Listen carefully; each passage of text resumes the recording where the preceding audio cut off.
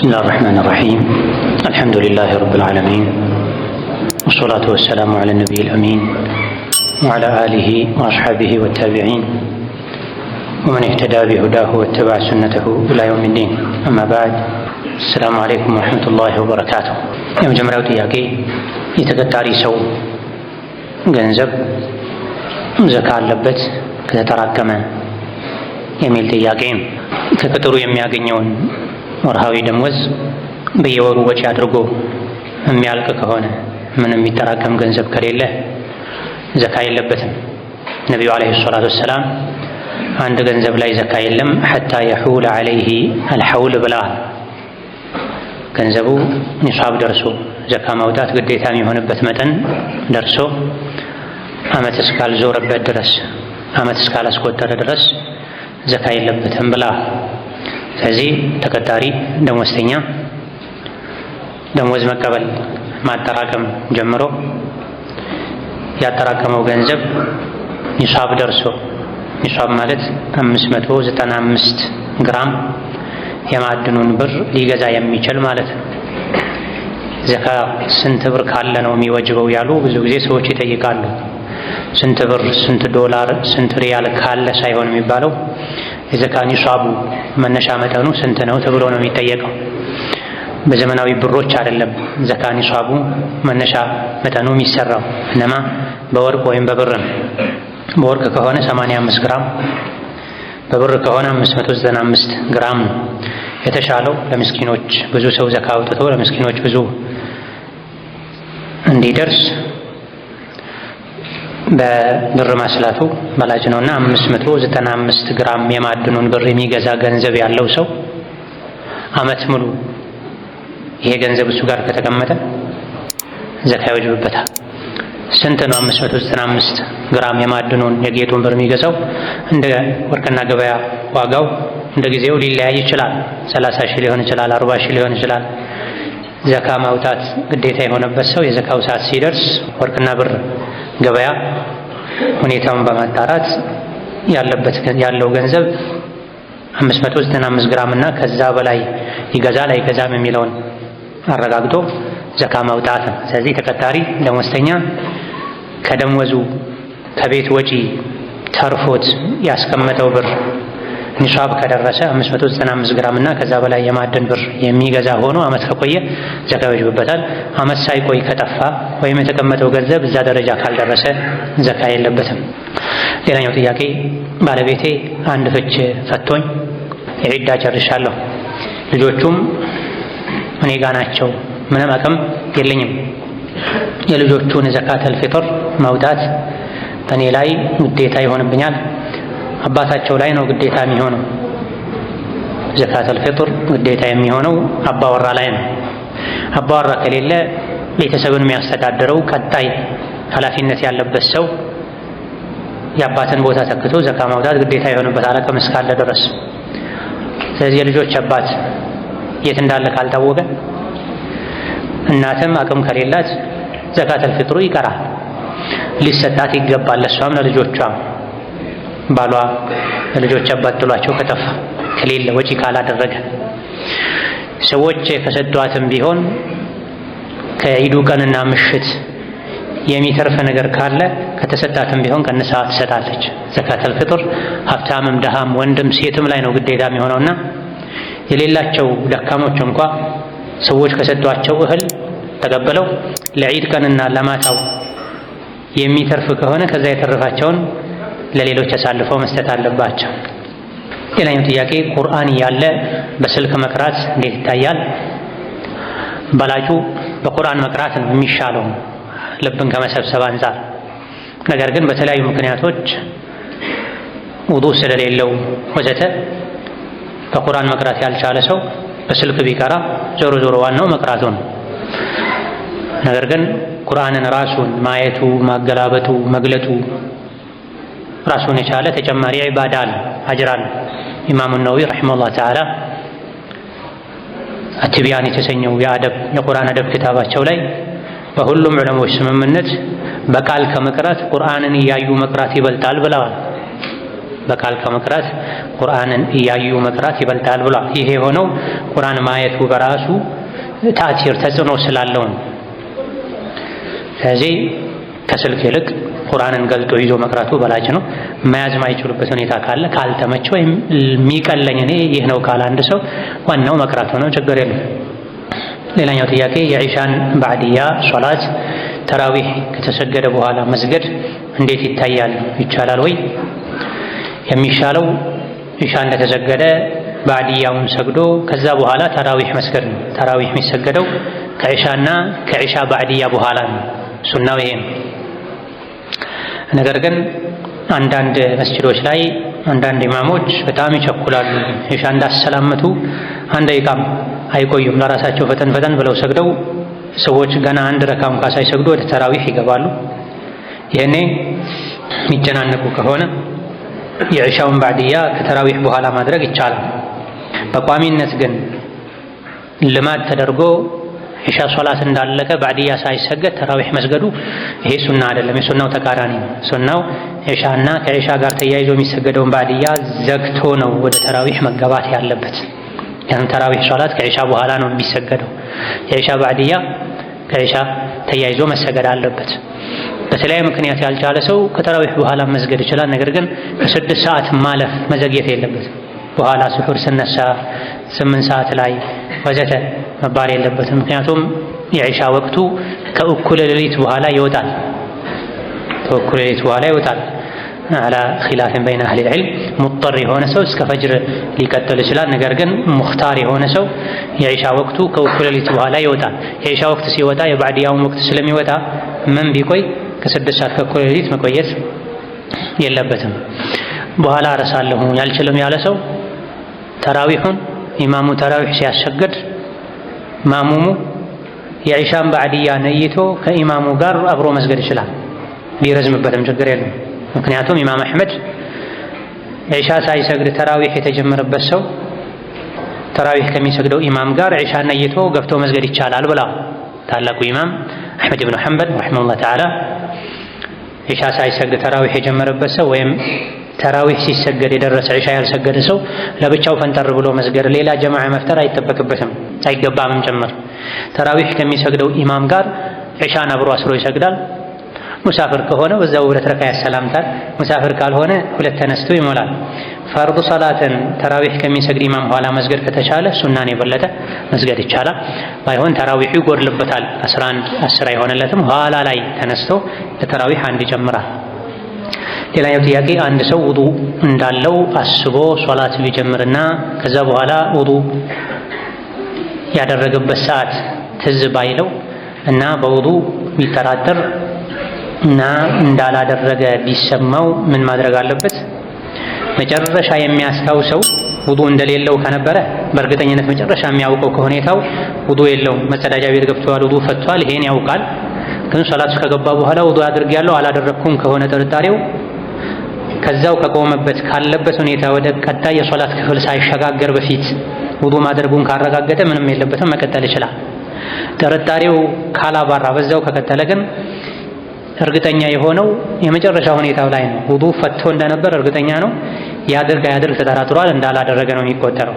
ነገር ግን ውዱ እንዳደረገ እርግጠኛ ነው። ውዱ አፍርሻለሁ አላፈረስኩም ከሆነ ማፍረሱን እርግጠኛ እስካልሆነ ድረስ ሶላቱ ላይ መቀጠል ይችላል። ሌላኛው ጥያቄ ተስቢሕ በመጠቀም ወይም በጣት ውስጥ ገብታ የምትቆጥር መቁጠሪያ በመጠቀም ዚክር ማድረግ ቢድዓ ነው? ቢድዓ አይደለም፣ ራጂሑ ኺላፈል አውላ ነው። ቢድዓ ነው ያሉ የተወሰኑ ሊቃውንት አሉ። ነገር ግን ቢድዓ ነው የሚባለው በዚክር መቁጠሪያ ዚክር ማድረጉ በላጭ ነው፣ በእጅ ከማድረግ ይሻላል፣ ይሄ ሱና ነው ከሚል እምነት የመነጨ ከሆነ አው ቢድዓ ነው።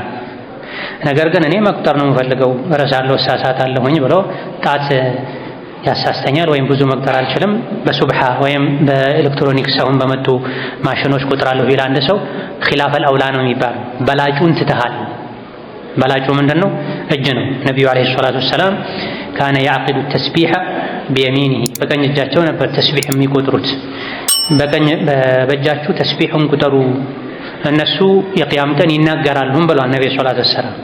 የነቢ ሱና የሰሐቦች ሱና በእጅ መቁጠር ነው። ሱና ነው ሳይል እንዲያግዘኝ ብሎ በሱብሃንና መሰል ነገር ቢጠቀም አው ቢድዓ ነው ያሉ አሉ። ነገር ግን ራጂሁ ትክክለኛው ኺላፈል አውላ ነው። በላጩን ትቷል ነው እንጂ የሚባለው ቢድዓ ሰርቷል አይባልም። ነገር ግን ዚክር ማይቆጥሩትን ያክል እጅ ላይ ሱብሃን አንጠልጥሎ መሄድ፣ እንዲሁ ወሬ ያወሩ ዝም ብሎ ዚክር ማለት አንገት ላይ አንጠልጥሎ መሄድ ይሄ አይገባም። ሲጀምርም ጠንከር ያለ ተቃውሞ ያላቸው ዕለሞች አሉ። የመጣው ከህንዱ እምነት ነው፣ ከሌላ ቤተ እምነት ነው የመጣው፣ ከአይሁዶች ጋር ከነሷራዎች ጋር መመሳሰል ነው ያሉበት ሁኔታም ስላለ መተው በእጅ መቁጠሩ በላጭ ነው። ሌላኛው ጥያቄ እህቴ በአጉል ጥርጣሬ አኩርፋኝ ስልክ በተደጋጋሚ ብደውል አላነሳ ብላኝ በሌላ ሰው ስልክ ደውላ ለአላህ ብለሽ አላህን የምትፈሪ ከሆነ ስልኬ ላይ አትደዊ አለችኝ። አሁን ለመደወል አላህን ፈራሁ፣ እንዴት ላድርግ? ጀዛኩሙላህ ኸይረን የሚል ይሄ የዘመኑ ሙሲባ ነው። እንደው ሸሪዓው ተጣሉ፣ ተኮራረፉ፣ ተቆራረጡ ያለ እስኪመስል ድረስ ሰዎች ለመኮራረፍ እየተሽቀዳደሙ እናያለን። በይነማ መሆን ያለበት ወተቁላህ ወአስሊሑ ዛተ በይኒኩም፣ አላህን ፍሩ፣ በመካከላችሁ ያለን ግንኙነት አስተካክሉን የተባለ ለመታረቅ፣ ለመግባባት፣ ለመቀራረብ ነው እንጂ አላህን ፍሪ መባል ያለበት ስልክ አትደዊ ለማለት አላህን ፍሪ መባል የለበትም።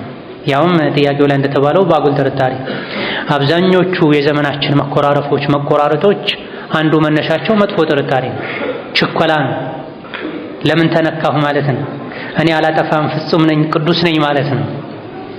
አቡበክርና ዑመር ተጣልተዋል። ማን አለ ከነቢያት ቀጥሎ እንደ አቡበክርና ዑመር? ነገር ግን ወዲያው ታርቀዋል መልሰው እዛው። ብላልና አቡዘር ተጣልተዋል፣ ግን መልሰው እዛው ታርቀዋል። እኔ ነኝ ጥፋተኛ ሁለቱ እኩል ተባብለዋል። እዚህ እኛ ለመጣላት እንቸኩላለን፣ ለመመለስ እንዘገያለን። ሁለቱም በሽታ ችግር ነው ያለብንና እንደው በሆነ ባልሆነው የሚጣሉ ሰዎች አላህን ሊፈሩ ይገባል። ሰው ነው፣ ሰው ነን፣ የሰው ባህሪ ውስጣችን ላይ ይኖራል። ተገፍተን ከሆነ ተነክተን ከሆነ አፍታ ከተጠየቅን መተው መቻል አለብን። ይቅርታ እየጠየቁት ሊያስደስቱት እየሞከሩ ማይደሰት ሸይጣን ነው ተብሏል። ኢማም ሻፊዒ እንዳሉት ይቅርታ እየጠየቁት ሊያስደስቱት ያለፈውን ልክሱት እየተሞከረ እዛው አንዴ ነፍሶ ቂም ይዞ የሚቆይ ሸይጣን ነው ተብሏል። እውነተኛ አማኞች ወለዚነ ተቀው ኢዛ መሰሁም ጣኢፉ ሚነ ሸይጣን ተዘከሩ ፈኢዛ ሁም ሙብሲሩን። አላህን የሚፈሩ ሰዎች እንደው ሸይጣን ነካ ቢያደርጋቸው አላህን ፍሩ ሲባሉ ዲንን ሲያስታውሷቸው አኺራን ሲያስታውሷቸው ይቅርታ ለአላህ ብለህ አፍ በለኝ ሲሏቸው ወዲያው ይመለሳሉ። የራስን ማምለክ በዝቷል በዘመናችን፣ ራስን ማምለክ በዝቷል። አላህን ማምለክ፣ ስሜትን መርታት፣ ይቅር ማለት እኔም አጠፋለሁ፣ እኔም ብዙ ጉድለት አለብኝ፣ እኔም ሰው ላይ ደርሳለሁ፣ ተደረሰብኝና አንዴ ያዙኝ ልቀቁኝ ማለት የለብኝም፣ ነክሼ መቅረት የለብኝም ልንል ይቅር ልንል ይገባናል። ጥያቄው ላይ እንደተባለው በተደጋጋሚ ተደውሎ አትደውይብኝ ከተባለ አለመደወል ነው። ሲገናኙ ግን ሰላም መባባል። መኮራረፍ ሁለት ደረጃ ነው ያለው። መኮራረፍ ሁለት ደረጃ ነው ያለው። በምንም መልኩ አለመገናኘት፣ ቢታመም አለመጠየቅ፣ ቢቸገር አለመርዳት፣ መንገድ ላይ ሲያገኙ ጀርባ ሰጥቶ መሄድ፣ ቢጠራ መልስ አለመስጠት፣ ይሄ ሐራም ነው፣ አይቻልም። ከ3 ቀን በላይ መዝለቅ የለበትም። ነገር ግን ከዚህ ዝቅ ብሎ ያለው ሁለተኛው ደረጃ አፍ ብያለሁኝ፣ አፍ ተባብለናል፣ ነገር ግን እንደ ድሮ ላንሆን እንችላለን። ቤት አልመጣም፣ አልደወልም፣ ስንገናኝ ስትታመም እመጣለሁ፣ ስትቸገር እረዳለሁ ብሎ ግንኙነቱ ሙሉ በሙሉ እንዳይቋረጥ ማድረግ ይቻላል። ስለዚህ እንደዚህ አይነቱ ሰው አደውሉልኝ የሚል ሰው ወንጀለኛ የሚሆነው እሱ ነው። በውስጥ ግን ግንኙነቱን ማስቀጠል የሚፈልገው አካል አደውል እየተባለ ያለው አካል በውስጡ መታማ ረጃዓ ፈባቢ መፍቱሑን ማለት አለበት። በተመለሰ ጊዜ ቤቴም ልቤም በሬም ክፍት ነው፣ እኔ እሱ ላይ ቂም የለኝም፣ ጥላቻ የለኝም፣ ትቻለሁኝ። ከመጣ እናግረዋለሁ፣ እቀበለዋለሁ፣ እቀበላታለሁኝ። መንገድ ላይ ከተገናኘን በሆነ አጋጣሚ የቤተሰብ ጉዳይ ኖሮ ከተገናኘን አናግራለሁኝ የሚል የውስጥ ዝግጅት መኖር አለበት። ሌላኛው ጥያቄ የ9 ወር እርጉዝ ሆዷ ውስጥ ሞቶባት ነበረ። እሷን አላህ ሶብር ይስጥሽ ነው ወይስ ሸፋዓ ያደርግልሽ ነው የምትባለው? ሁለቱም ይባላል። 4 ወር ካለፈው ነፍስ ከተዘራበት በኋላ ልክ እንደተወለደ ሕፃን ነው የሚቆጠረው። በትብቱ የጎተተ ጀነት ያስገባታል የሚል ሐዲስ አለ። ያስወረዳት ሴት ተወልዶ እንኳ ድምፅ አሰምቶ እንኳ ባይሞት ከ4 ወር በላይ ከሆነ ነፍስ ከተዘራበት በኋላ የወጣ ጽንስ እናቱን በትብቱ እየመራ ወደ ጀነት ይወስዳታል ተብሏልና ነፍስ ከተዘራበት 9 ወር ከሞላው አላህ ሰብር ተሸም ይባላል፣ ሸፋዓም ይሁን ይባላል፣ ስም ይወጣለታል፣ አቂቃ ይደረግለታል። ሌላኛው ጥያቄ የእናቴ ክርስትና እምነት ተከታይ ጎረቤቶች አሏት። ባለቤቴ ለነሱም ብር ይሰጣቸዋል። ይህ እንዴት ይታያል? ሐራም ይሆንበታል ወይ? አይሆንበትም። ፊ ኩሊ ከቢዲን ረጡበቲን ሰደቀቱን ብሏል ነብዩ ሰለላሁ ዐለይሂ ወሰለም። ጎረቤትም ይሁን ዘመድ ሙስሊም ያልሆነ ሰው ቢረዳ አጅር አለው። ቀጥታ እንካ ወንጀል ስራበት፣ ስጋራ የሚያጨስ ሰው እንካ አጭስበት፣ ኸምር የሚጠጣ ሰው እንካ ጠጣበት ብሎ መስጠት ነው ማይቻለው እንጂ ለተለያዩ ለተፈቀዱ ዓላማዎች እንዲያውለው ብሎ መስጠት ችግር የለውም። አስፈላጊም ጭምር ነው። በተለይ እንደኛ ሀገር ሙስሊም ያልሆነም በጋራ አብሮ በመልካም የሚኗኗርባቸው ሁኔታዎች ላይ ሰላማዊ ከሆኑ ሌላ እምነት ተከታዮች ጋር መረዳዳት፣ ሲቸግራቸው መርዳት፣ ሀዲያ መስጠት፣ ስጦታ ማበረከት መልካም ነው። ራሱን የቻለ ዳዕዋ ነው ንያን ከማስተካከል ጋር።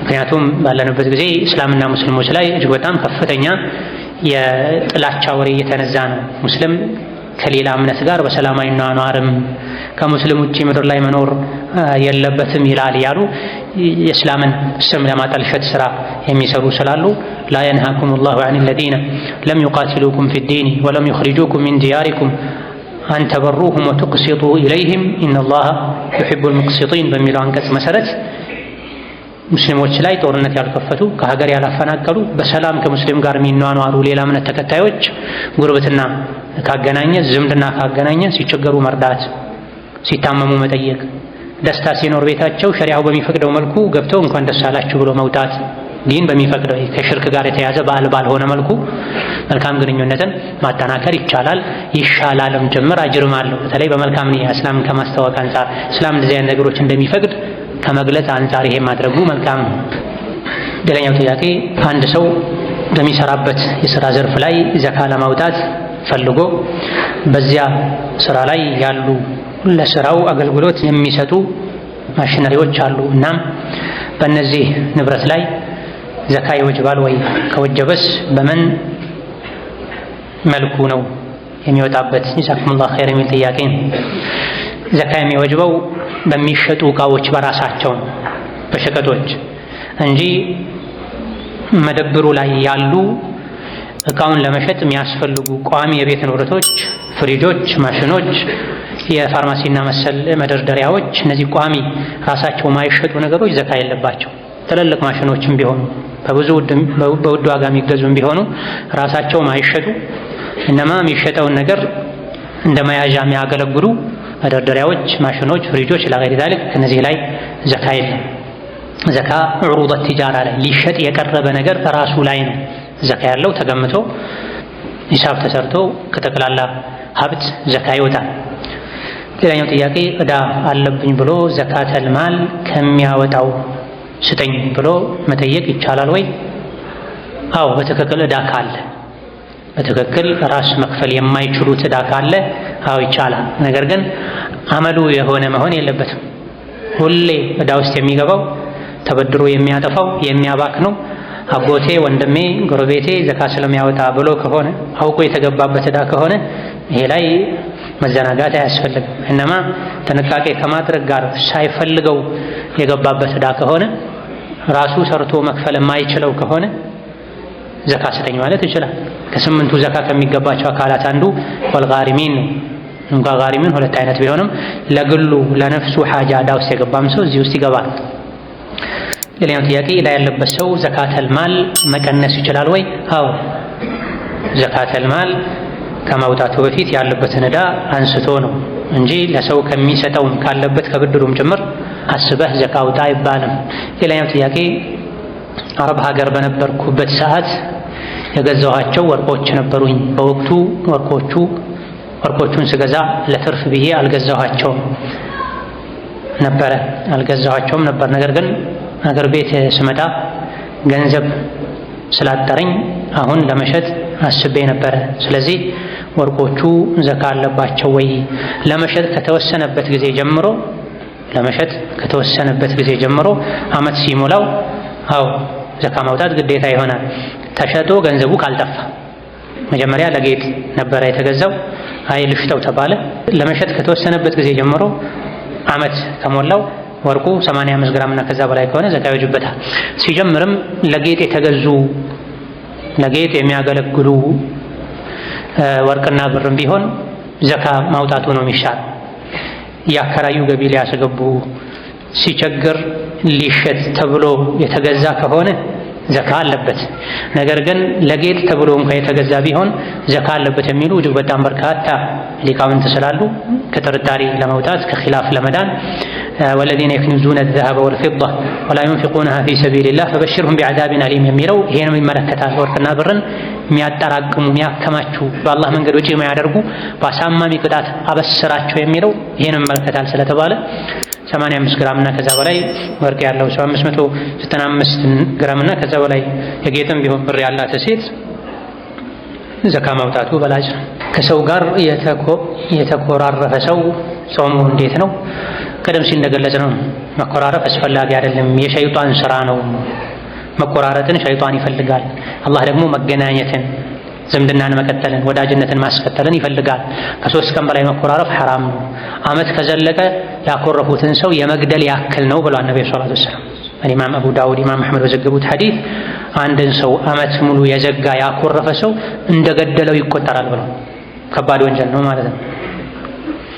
ከስሜት መውጣት፣ መረጋጋት፣ ችግሮችን ተነጋግሮ መፍታት፣ ዳግም የሚያጋጩ ነገሮች ካሉ የሚያጋጩ ነገሮችን ማስተካከል፣ ቀረቤታን በልክ ማድረግ። ብዙ ጊዜ አንድ የሚመጣላቱ መንስኤ አብዝቶ መቀራረቡ። ለዚህ ነው ዑመር ኢብኑ አልኸጣብ ቁሉ ሊዘዊል ቁርባ አን የተዛወሩ ወላ የተጃወሩ ያሉት። በጣም ዘመዳማሞች የሆኑ ሰዎችን እንዲዘያየሩ ንገሯቸው፣ ጎረቤቶች እንዳይሆኑ ንገሯቸው ብላ።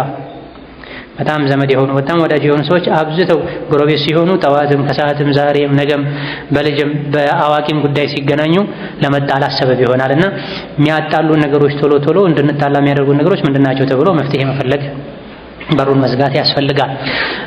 የተኮራረፈ ሰው ጾሙ፣ ሶላቱ፣ መልካም ስራው ወደ ሰማይ አይወጣለትም እስኪታረቅ ድረስ።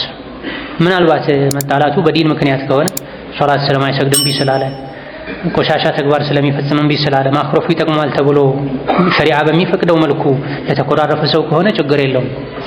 እንዲህ አይነት ነገሮች ሳይኖሩ ለነፍስ ለስሜት ተብሎ አሊያ ደግሞ ስሜትን በሌላ ሸፍኖ የሚፈጠር አይነት ኩርፊያ ሶላት፣ ጾም አላህ ዘንድ እንዳይቀርብ ያደርጋልና በተለይ ረመዳንን ሰሃቦች እንዳሉት ውስጣችን ላይ ቂምና ቁርሾ ኖሮ ለሙስሊም ጥላቻ ኖሮ ረመዳንን መቀበል በጣም ይከብደን ነበር ብለዋል።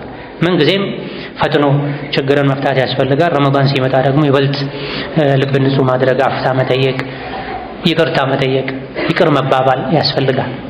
ሶፍ ለሴቶች እግርን መቅጠም እንዴት ነው? ለወንድ እንጂ ለሴት አያስፈልግም ይላሉ።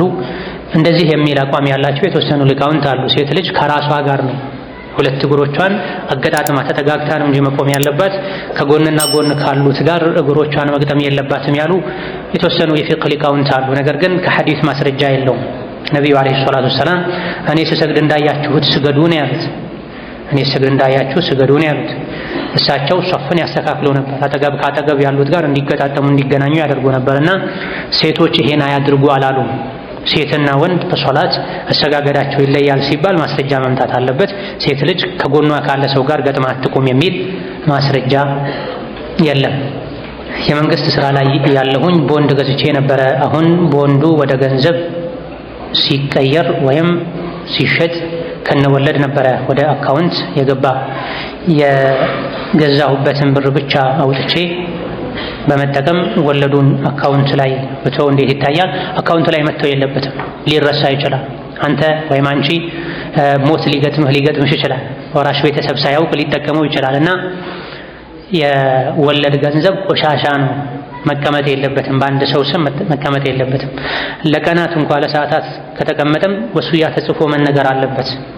ባንክ አካውንቴ ላይ ይሄን ያክል የሐራም ብር አለ ተብሎ መቀመጥ አለበት። ከዛ ወጥቶ እጅግ በጣም ለተቸገሩ ሰዎች የዕለት ጉርስ ስለሌላቸው ሰዎች ምንም ላጡ ሰዎች ይሰጣል ከገንዘቡ ለመገላገል በሚል ንያ እንጂ አካውንት ላይ መቀመጥ የለበትም። ፈጅር ሶላት፣ መግሪብ፣ ዒሻ እና ጁሙዓ ሶላት ስንሰግድ ፋቲሓን ኢማምን ተከትለን ነው የምንቀራው ወይስ ኢማሙ ከጨረሰ በኋላ ነው የምንቀራው? ማእሙም ከኢማም ኋላ መቅራት አለበት የሚሉ ሊቃውንት ዘንድ ኢማሙ ከጨረሰ በኋላ ብትቀራ ይመረጣል። ኢማሙ ፋቲሃን ጨርሶ ቁርአን ሲቀራ ብትቀራ ይመረጣል። ነገር ግን በላጩ የኢማምን ድምፅ ከሰሙ ምንም ለመቅራት ነው። በላጩ የኢማምን ድምፅ ከሰሙ ፋቲሃንም ቢሆን ዝም ብሎ ማድመጥ ነው። ለብቻ ሲሰገድ ነው ፋቲሃ የሚቀራው። የኢማሙ ድምፅ ካልተሰማ ነው ፋቲሃ የሚቀራው።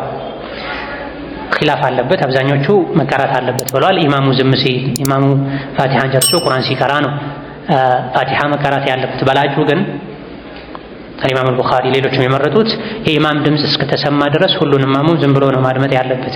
ማሙም ይቅራ የተባለው ኢማም ይቅራ የተባለው ማሙም እንዲያደምጥ ነው። ማሙም ጮክ ብሎ ከቀራ አንተም ከቀራህ ማሙም ከቀራ ኢማሙ ጮክ ይበል የተባለበት ምክንያት ምንድን ነው? ለዚህ ነው ኢብኑ ተይሚያ ረሒመሁላህ ተዓላ ሀዛ ሰፈሁን ቱነዘሁ ዐንሁ ሸሪዓ ይላሉ። ሸሪዓችን አንድ ነገር ሲያዝ በዓላማ ነው፣ በምክንያት ነው። ኢማም ጮክ ይበል ያለው ማሙሞች ዝም ብሎ እንዲያደምጡ ነው እንጂ ማሙሞችም የራሳቸውን ከቀሩ ኢማሙም ከቀራ ኢማሙ ለምን ይለፋል? ለምን ይደክማል? ያላንዳች ጥቅም ሸሪዓ አንድ ነገር ይደረግ ብሎ አያዝምና ኢማም ጮክ ብሎ ይቅራ የተባለው ማሙም ዝም ብሎ ማድመጥ ስላለበት ነው። የኢማሙን ካልሰማ ማሙም ይቅራ፣ ሩቅ ከሆነ ማይክ ከሌለ ያለ ድምፅ የሚቀራባቸው ላይ ኢማም ማሙም የራሱን ይቅራ። የኢማም ግን የሚሰማበት ላይ ማሙም ዝም ብሎ ማድመጡ በላጭ ነው። የመጨረሻው ጥያቄ በዛሬ ፕሮግራማችን ላይ ውዱእ አድርጌ ከባለቤቴ ጋር ስሜትን በማይቀሰቅስ መልኩ ወይም ከስሜት ነፃ በሆነ መልኩ ንክኪ ባደርግ ውዱእ ማደስ ይኖርብኛል ወይስ እንዴት ነው?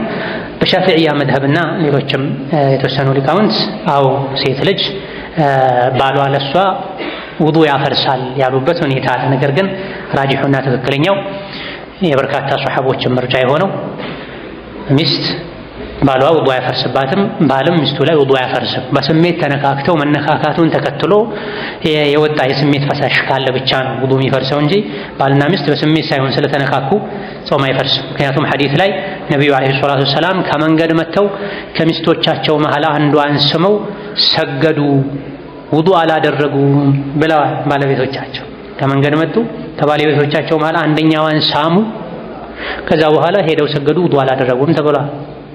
አውላ መስቱሙ ኒሳ የሚለውን የተወሰኑ ሰሐቦች አው በመንካት ፈስረውታል። ነገር ግን በላጩ ላመስቱም ማለት ግብረ ሥጋ ግንኙነት ካደረጋችሁ ታጠቡ ለማለት ነው እንጂ ሴትን ከነካችሁ ውዱእ አድርጉ ለማለት አይደለም። የኺላፍ ነጥብ ነው። በላጩ አያፈርስም የሚል ነው። አላሁ ተዓላ አለም። ሰላም አለይኩም ወራህመቱላሂ ወበረካቱሁ።